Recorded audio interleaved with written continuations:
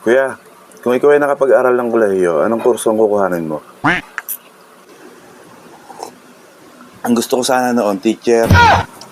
Marami na bang ibang kurso dyan? Ba't yun pa yung gusto mo?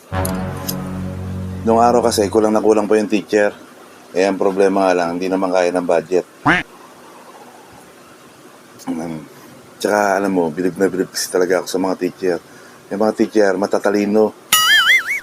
Diyan naman ako hindi naniniwala sa'yo, kuya. Yan naman mga teacher mahihina rin ako isa. Bakit mo naman nasabi yan? Tingnan mo, hindi mo ba napapansin? Kapag sila nagtuturo, sa estudyante pa nagtatanong. Ganun naman talaga mga teacher.